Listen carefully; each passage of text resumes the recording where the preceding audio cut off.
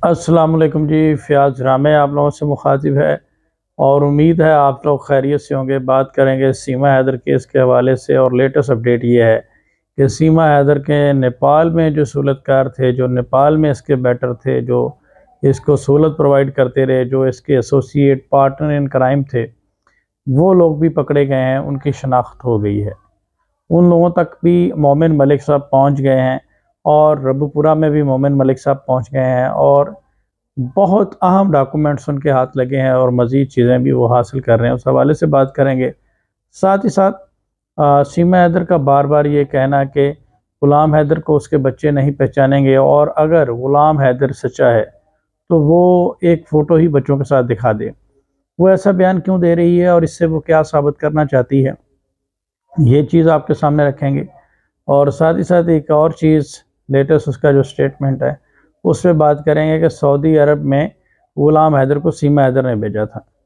तो वैसे तो ये सारी दुनिया जानती है कि सीमा हैदर एक अव्वल दर्जे की झूठी और मकार औरत है और उसने जो है वो एक प्रोपोगंडा कर रहे हैं वो एपी सिंह और वो मिलके, क्योंकि अब उन्हें इस बात का एहसास हो चुका है कि उनका केस लीगली किसी भी प्रोविजन में फ़ाल नहीं करता। कानूनी तौर पे उनका केस की कोई हैसियत नहीं है और कोई प्रोविजन मौजूद नहीं है कि एक मुजरिम को जो है वो नेशनैलिटी दी जाए और एक मुजरिम को किसी तौर पर भी एज ए सेलिब्रिटी पेश किया जाए या विदाउट डिवोर्स आगे मैरिज करने की इजाज़त दे दी जाए। तो इस तरह की कोई प्रोविजन मौजूद नहीं है, इसीलिए ये लोग बार बार इस तरह की बातें करके सिर्फ ये साबित करना चाह रहे हैं कि ग़ुलाम हैदर को बच्चों में इंटरेस्ट नहीं था।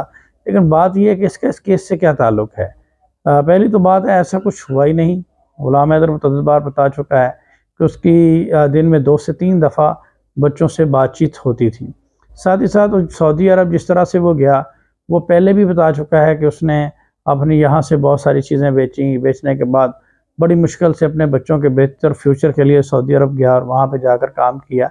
इसमें सीमा हैदर तो कैसे उसको फ़ाइनेंशियली सपोर्ट कर सकती है, इसका सोर्स ऑफ बिज़नेस क्या था, इसका क्या कोई कारोबार था जिसकी बेस पे ये उसको इतनी बड़ी रकम दे सकती थी या कर सकती थी। तो ये सरासर झूठ है। बल्कि सच तो यह है कि जब इसको शादी हुई तो 8 लाख रुपए ग़ुलाम हैदर ने इसके वालिद को दिए, जिस पे वो शुरू में ही मकरूज़ हो गया और बाद में उसने अपनी बहुत सारी चीज़ें जो हैं वो बेच के और इस तरह से मैनेज करके वो सऊदी अरब गया ताकि इसकी जो डिमांड्स हैं वो पूरी हो सकें, क्योंकि इसकी बहुत ज़्यादा डिमांड्स होती थी। यहाँ पे भी वो काम कर रहा था लेकिन यहाँ पे पूरी नहीं कर सका उस तरह से, तो इसलिए वो इसको लग्जरी लाइफ देने के लिए सऊदी अरब गया। तो आप यहाँ पे एक चीज़ देखें कि ये सारा एक प्रोपोगंडा है। लेकिन मैं एक चीज़ बता दूँ कि इन सारी चीज़ों का केस के साथ कोई मामला नहीं है। अदालत ने जब बच्चों के मामले में देखना है तो उसमें बिल्कुल ये चीज़ें नहीं देखी जाएंगी। साथ ही साथ एपी सिंह साहब कहते हैं कि जी mother is the best custodian और जो मदर का रिलीजन है उसी को प्रेफरेंस दी जाएगी। ऐसा नहीं है, मदर का रिलीजन इस्लाम है और उसने बाद में for the time being nationality हासिल करने के लिए अपना रिलीजन जो है वो चेंज कर लिया।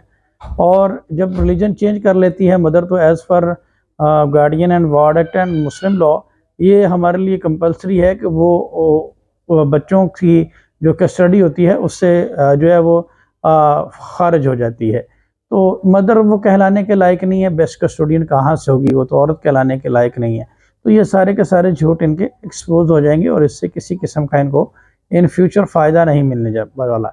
अभी लेटेस्ट अपडेट ये है कि पिटीशन रेडी है, फाइल कर दी गई है बच्चों को मेडिकल टेस्ट करवाने के हवाले से और साथ ही साथ बच्चों की वालिद से बात भी करवाई जाएगी।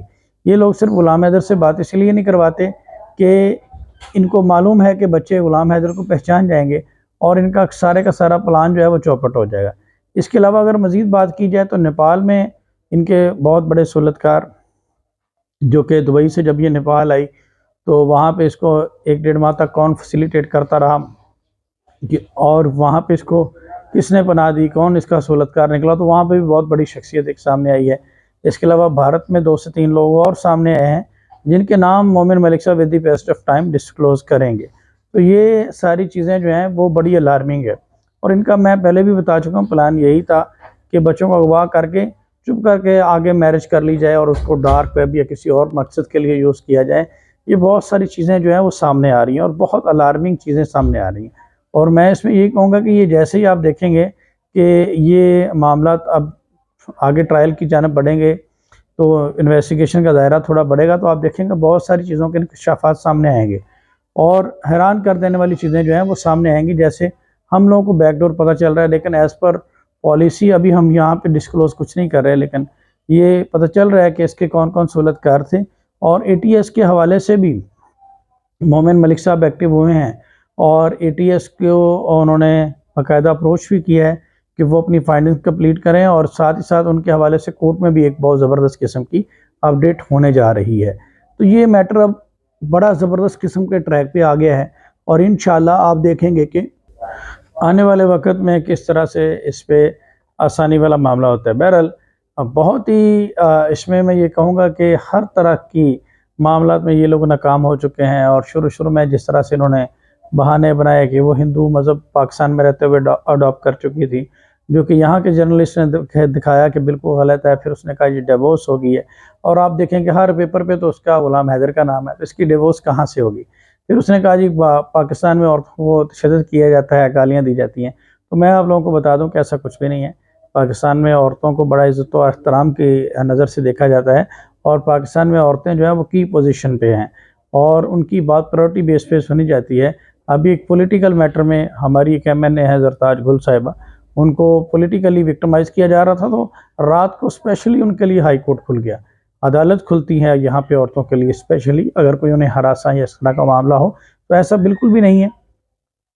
ख़वातीन को जो है वो वुमेन प्रोटेक्शन एक्ट है और बहुत सारे कानून हैं जो प्रोटेक्शन देते हैं, और उनको फुली इख्तियारात हैं कानून के, और तहफ़्फ़ुज़ है, शेल्टर है कानून में। तो ये बिल्कुल एक बेबुनियाद और इस तरह की बातें हैं। बहरहाल इनका काम तमाम हो चुका है और इनके ताबूत में आखिरी कील लग चुका है।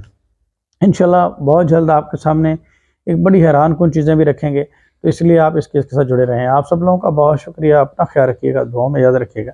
अल्लाह हाफिज़।